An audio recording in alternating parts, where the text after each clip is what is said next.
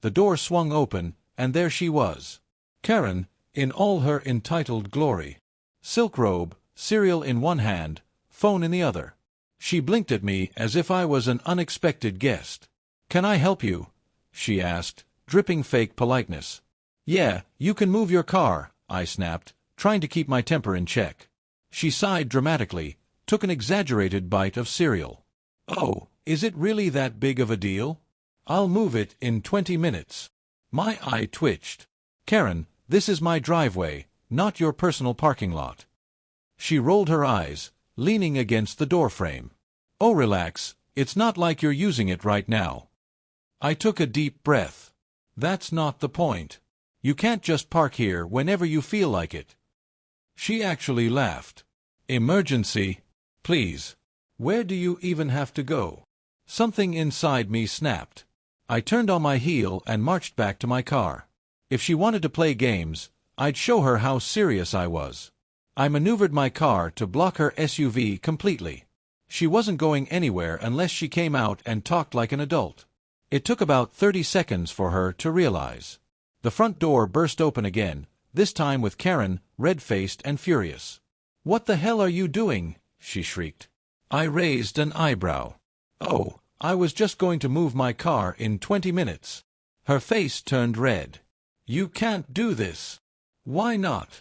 I asked, mimicking her earlier tone. "It's not like you were using it." She clenched her fists. "Move your car." "No. No." For the first time since I'd met Karen, she was speechless. She opened and closed her mouth, but had no argument. She stomped past me, yanked on the door handle, and groaned when she realized her SUV was completely blocked. I didn't even try to hide my smirk. "Looks like you'll have to wait 20 minutes. She turned back to me, fire in her eyes. "I'll call the police on you." I shrugged. "Go ahead. I'll be happy to show them the security footage of you trespassing on my property multiple times." Her face drained of color before she quickly masked it with more anger. She turned and stomped back inside. "This isn't over," she hissed, slamming the door shut. I took a deep breath, feeling a small victory. But deep down, I knew Karen wasn't the type to back down.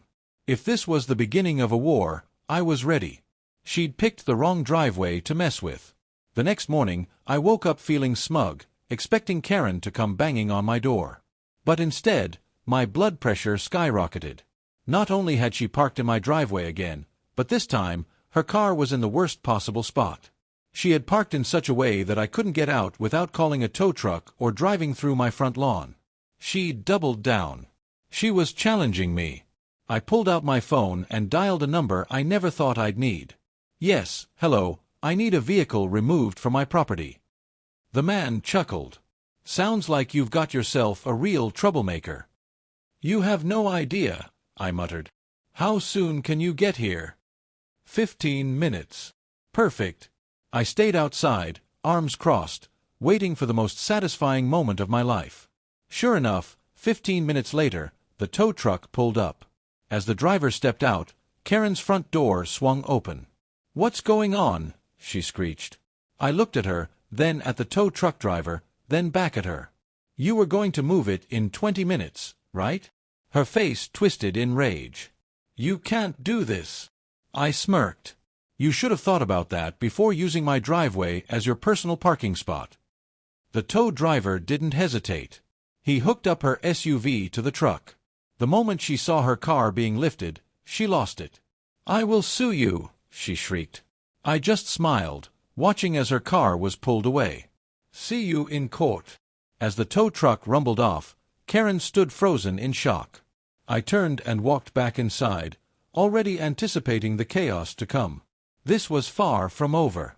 Not even an hour later, there was a knock on my door. It wasn't the angry pounding like before, but a slow, deliberate knock, one that made it clear the person on the other side thought they were in control. I sighed, set my mug down, and opened the door. There she was, now dressed in a floral blouse and high-waisted jeans, arms crossed so tight it looked like she was holding herself back from lunging at me. "You're going to pay for that," she said, venom dripping from her voice. I raised an eyebrow. "For what?"